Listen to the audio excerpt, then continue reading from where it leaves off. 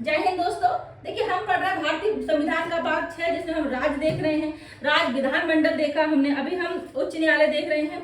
देखिए, आर्टिकल 224 ए कंप्लीट किया था पिछले वीडियो में। आपने वीडियो ना देखो तो वीडियो देखिएगा। उच्च न्यायालय की बैठकों में सेवानिवृत्त न्यायाधीशों की नियुक्तियां देखी थी। ठीक है, उच्च न्यायालयों की बैठकों में या उनके कामकाज करने के लिए जो उच्च न्यायालय के मुख्य न्यायमूर्ति होते हैं वो राष्ट्रपति की पूर्व सहमति से न्यायालय के जो सेवानिवृत्त न्यायाधीश थे उनको बैठकों में या काम करने के लिए उससे अनुरोध कर सकते हैं। ये आर्टिकल हमने 224 ए में देखा था। आज हम आर्टिकल 225 देख लेते हैं। 226 भी हमारा कंप्लीट हो चुका है। आपने वीडियो ना देखा तो वीडियो देखिएगा। 225 में देखिए क्या दिया है। 225 में ये दिया है कि संविधान के प्रारंभ होने पर जो शक्तियां उच्च न्यायालय को मिली हुई थी वो वैसी ही रहेंगी। अगर कोई संसद या राज्य विधानमंडल कुछ कानून बना लेती है तो उसके अकॉर्डिंग रहेंगी। देखिए, इस कानून या आर्टिकल बनाने का मेन उद्देश्य क्या था। देखिए, भारत के स्वतंत्र होने से पहले उच्च न्यायालय ब्रिटिश राज के कानूनों गवर्नमेंट ऑफ इंडिया 1935 ठीक है से बनाए गए थे। ब्रिटिश राज के कानून जो गवर्नमेंट ऑफ इंडिया 1935 है उससे बनाए गए थे। उच्च न्यायालय के जो कामकाज वगैरह उसके आधार पर बनाए गए थे। ठीक है। देखिए, नए संविधान लागू होने पर क्या हुआ। नए संविधान लागू होने पर उच्च न्यायालय के जो उनके कामकाज थे, जैसे कि हो गया क्षेत्र अधिकार, नियम बनाने की शक्ति, बैठकों का संचालन, न्यायाधीशों की शक्तियां वो वैसे ही रहेंगी। ठीक है, ऐसा क्यों हुआ, वैसे की वैसे क्यों रहेंगी, ताकि कामकाज में प्रॉब्लम ना हो। तो जो इनको पहले शक्तियां मिली हुई थी वो एज इट वैसी रहेंगी, कोई उनमें बदलाव नहीं आएगा। इसलिए आर्टिकल बनाया गया था। अब मान लीजिए, ठीक है, सपोज करिए एक नया संविधान बनता है। ठीक है, एक नया संविधान बनता है। अब आगे जाके नेक्स्ट एक नया संविधान बनता है इन फ्यूचर। तो आर्टिकल 225 के अकॉर्डिंग क्या है कि शक्तियां वैसी की वैसी रहेंगी जो संविधान के प्रारंभ पर हैं। इसका मतलब क्या है कि संविधान का अगर निर्माण भी होता है, कुछ चेंजेस भी होते हैं, तो आर्टिकल मतलब जो उच्च न्यायालय का कामकाज है उसमें बाधा नहीं आएगी, वो वैसे के वैसे ही रहेंगे। क्योंकि आर्टिकल 225 में लिखा गया है कि ठीक है, उनको वही शक्तियां मिलेंगी, वही क्षेत्राधिकार मिलेंगे, वही नियम बनाने की शक्ति है जो संविधान के प्रारंभ पर उनको मिले हुए हैं। ठीक है, इसीलिए इसीलिए आर्टिकल लिया गया था कि स्वतंत्रता प्राप्ति के पहले क्या था, 1935 गवर्नमेंट ऑफ इंडिया 1935 के अकॉर्डिंग उच्च न्यायालय कामकाज करता था, उनको शक्तियां मिली हुई थी, सेम वैसी शक्तियां रहेंगी। ठीक है, देखिए आर्टिकल पढ़ते हैं, अच्छे से समझ में आएगा। देखिए, आर्टिकल 225 के अनुसार संविधान लागू होने पर उच्च न्यायालय के पास मौजूद अधिकार व शक्तियां वैसी ही रहेंगी जैसे कि संविधान लागू होने पर थी। ठीक है, लागू होने से पहले थी। ठीक है, सरल शब्दों में अगर कहें, नए संविधान में भी कोई मौजूदा उच्च न्यायालय ही केस सुनेगा। ठीक है, वही अदालतों के नियम बनाएगा जैसे पहले कर रहा था, उसके कामकाज वैसे ही रहेंगे, वही बैठ के चलेंगे, वही न्यायाधीशों के सब रहेगा। ठीक है, न्यायाधीशों के जो उनके कामकाज का तरीका वैसा ही रहेगा, वो अपने रूल्स बनाएंगे, तो सब कुछ वैसे ही रहेंगी। ठीक है, जैसे संविधान बना, ठीक है, स्वतंत्रता प्राप्ति के बाद संविधान बना, तो इन आर्टिकल 225 के अकॉर्डिंग सब वही शक्तियां मिली हुई थी जो स्वतंत्रता के पहले गवर्नमेंट ऑफ इंडिया 1935 से मिली हुई थी, वैसे ही उनका कामकाज रहा। ठीक है, देखिए कोई चेंजेस होगा तो संसद नियम बना के करेगी, कानून बनाएगी। ठीक है, तब उसके अकॉर्डिंग व्यवस्था चलेगी। ठीक है, देखिए इसका दूसरे शब्दों में बोले, उच्च न्यायालय को संविधान लागू होने से पहले जो अधिकार मिले थे वैसे के वैसे ही रहेंगे जब तक संसद या राज्य विधानमंडल कोई कानून नहीं बना देती है। ठीक है, उद्देश्य और आवश्यकता हमने पढ़ लिया। उद्देश्य क्या था इसका, आवश्यकता क्या थी।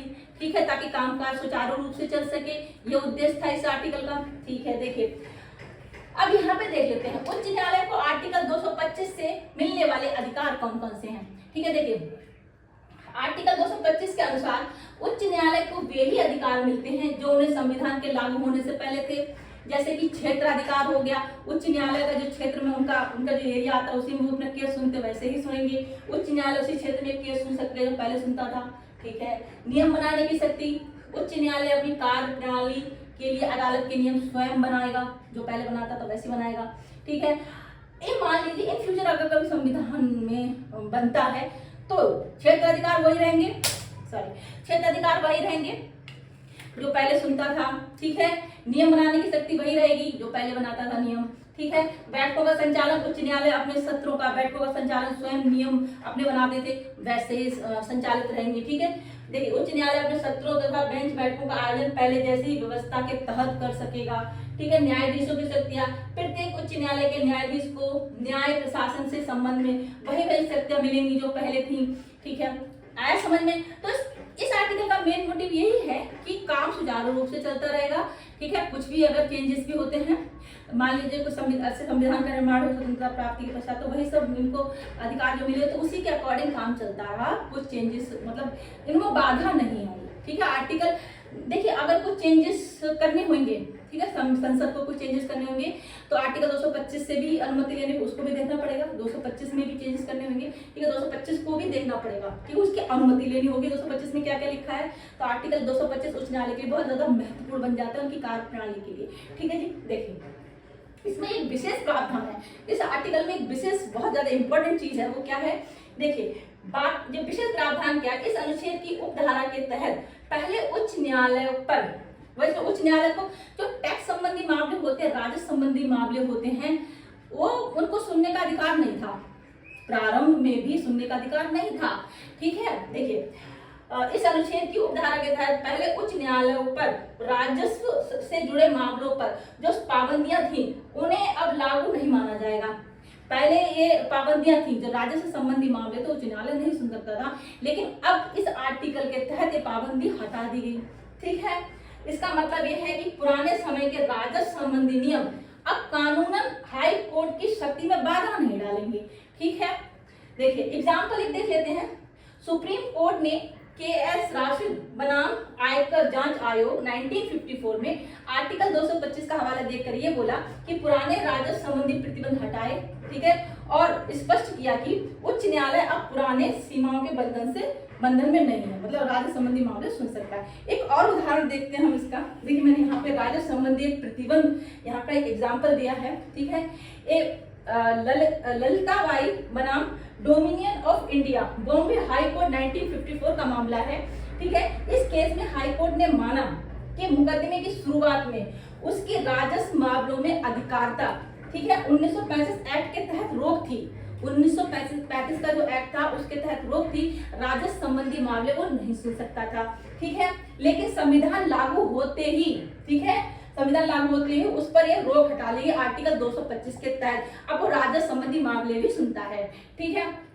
उसके तहत क्या हुआ, परिणाम स्वरूप अदालत ने राजस्व भुगतान से जब्त की हुई राशि जो ये जो ललिताबाई जी थी उनके नाम कर दी, ठीक है, ठीक है। देखिए राजस्व भुगतान से जब्त की गई महिला का माल उसके नाम लौटाया।